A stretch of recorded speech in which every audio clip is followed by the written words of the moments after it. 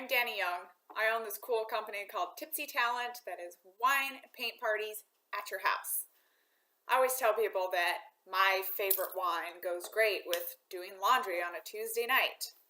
And that got me to thinking, I bet there's a lot of other people out there just wondering, like, what wine pairs with this chore that I hate doing? Or murderous feelings that I get from driving in traffic. So welcome. This is my blog. We're going to talk about wine. We're going to talk about things we hate. It's going to be great. Do you drink wine every day? Well, not every day, right? Sometimes you get strep throat. Sometimes your kid goes to the emergency room. Sometimes you're driving across the country. But otherwise, I feel like drinking wine's my job, which it kind of is now. But have you ever gotten home and had something crazy happen to you that day and just been like, God, I need a glass of wine. I just need to chill and I need to relax. I know you've done it. And if you have kids, I really know you've done it. Okay, now we can be friends. So here's my story. I'm what they call a third culture kid, which is to say I'm culturally confused and don't know where I'm from. If I tell you that I'm from Texas and you're really from Texas, you're going to be like, why is she lying? She's obviously not from here.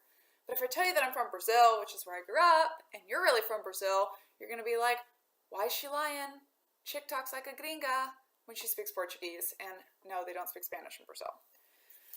If I tell you that I'm from Tennessee, where I spent years and years and years with the military, you'll be like, why is she lying? Because she's obviously not a Southerner. And if you're from Seattle, which is where I live now, you know that I'm not from here because I've never used patchouli and I enjoy showering. So what kind of wine goes well with like a random stranger telling you the story of their life? Because that's what's happening to you right now. Okay, so that's where we're going to start today. The format of my blog is going to be, I'm going to introduce two different wines. One is usually going to be a little bit fancier, like I went on wine tasting, I tried it out, I know I like it, I brought it home.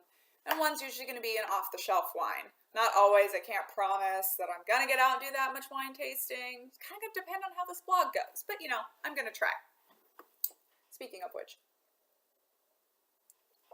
Okay, I live in Washington. There's a lot of Washington wines, so we're going to talk about a lot of Washington wines.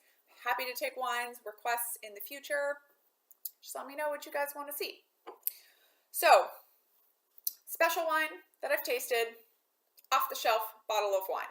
Today we have two. We have, this one is called, And Why Am I Mr. Pink? It's from the Underground Wine Company, which is some sort of secret, swoopy, like wine mason type company where they get all their leftover wine and they don't tell you their secrets. I'm sure they have a secret handshake. They put it all together, they say some prayers over it or something, and then they make a wine, and it's supposed to taste good. Apparently it tasted good because I bought it at a tasting. I drank most of it at a nice picnic in the park, as you can see. Okay, this wine here, this is about a $25 bottle of wine. I think I got it on sale, so it's maybe a little more than that. This here is a $6 bottle of Riesling. Again, comes from Washington, Chateau Ste. Michelle. Pretty popular here. They're kind of spreading all over the country, so I know this is available. And this is a Riesling. Okay, so what I'm going to do, I've already opened both of these bottles of wine just to make it easier. I'm going to put these wines into this lovely little app called Delectable. If you don't have Delectable, you should try it out. If you're one of those people that likes to drink wine but kind of needs a little help to know what you want to think about the wine, you get other crowdsourcing ideas of what people thought about this wine, and it's fantastic. So I took a picture of my And Why Am I Mr. Pink, which is apparently some sort of movie reference that everybody loves. Reservoir Dogs? Quentin Tarantino? I don't really get it. But apparently this makes people very happy. So again, think about we're pairing wine with the experience of that random stranger or acquaintance that you don't really know, just kind of spilling this long story to you, and you're probably pretty uninterested. So here we're going to have a rosé. Okay, it's a little bit acidic, a little bit bitter, because let's face it, I'm kind of bitter at you for taking up all my time, stranger, with your story that I don't care about. This label is grabby. This label is assertive. Just like I'm being right now, telling you all my stories, like I care, like I matter, which I don't. So yeah, sounds about right. It's grabby, assertive. It's a Sangiovese. It's a rosé. I don't usually like rosés, but this one was good. This one was pleasant. For an outside, from a day that's been a little bit too warm, from being overly heated, again, because you had to leave work 15 minutes early because this person wouldn't stop talking to you, and all you wanted to do was get home to your husband and drink some wine. People are saying here, it's delicious. Giggles on the deck with girlfriends. Hey, if that's what you're into, giggles on the deck. People love the color. People say, again, acid, bitter. It is a little bit bitter, but not in like a bad way, in kind of a fun, exciting way. I realized I poured myself a little bit too much. Well, there's never such thing as too much wine, but sorry, meant to switch right over. Gonna have to finish this a little bit. So, hey, let's go back. While I'm finishing this, I'm gonna continue talking about me, just so you can really get the feeling of that stranger talking to you. And you know, this is an introduction post. So you can see here, one of my paintings came from one of the parties that I did. I didn't paint that. Somebody that never painted before painted that. It's pretty cool. So I have 14 siblings. You heard me right. Not 4, not 8, because that would be crazy. 14. And 10 of them are sisters.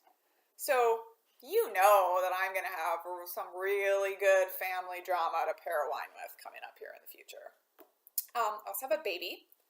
She's 17 months, so she's a toddler. She speaks 3 languages. She's awesome. She also likes to eat hand sanitizer and throw herself headfirst into concrete floors. I'm married to the world's best helicopter pilot, so he's gone a lot. And yes, don't worry, I'm going to have a What Wine Pairs with My Husband is Deployed to Afghanistan episode already planned, just for all you ladies that I know are in my same shoes.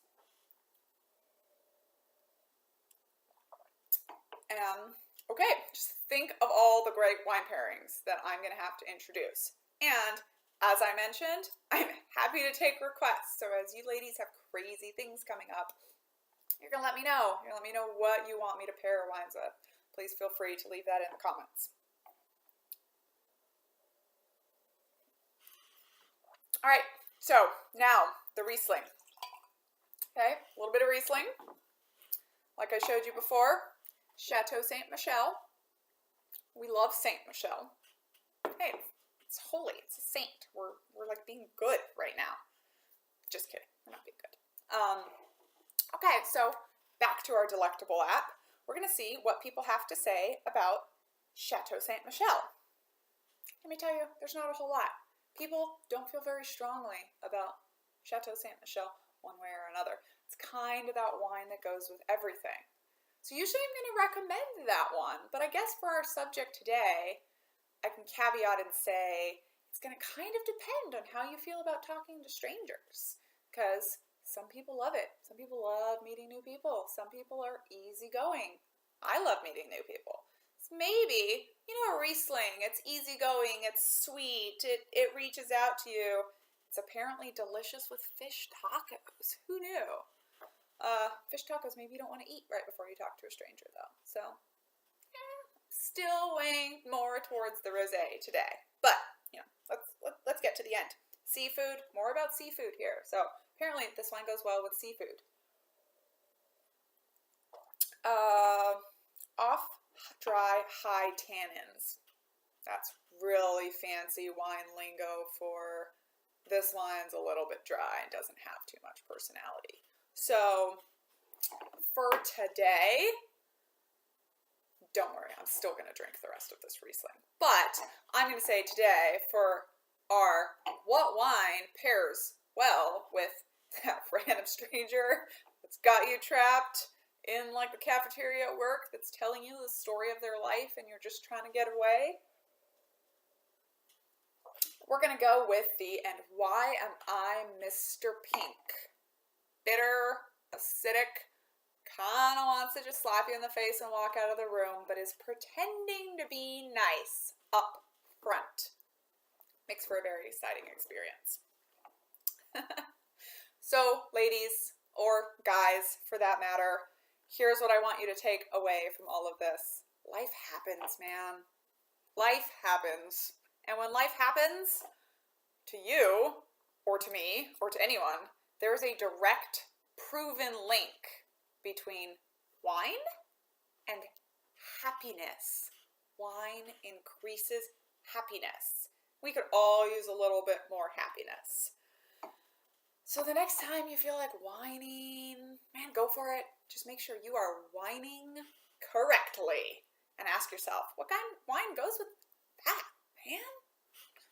All right, guys, tune in next time. We're going to talk about what wine pairs well with murderous feelings of rage that you get from driving in traffic on a Friday afternoon in a large metroplex. I live in Seattle, maybe you live in Washington, D.C. All right? We're going to come up with a good wine that pairs with murderous feelings of rage from traffic. And you know what? Because I know you're all super concerned about this, don't worry. No wine was wasted in the making of tonight's episode. See you next time.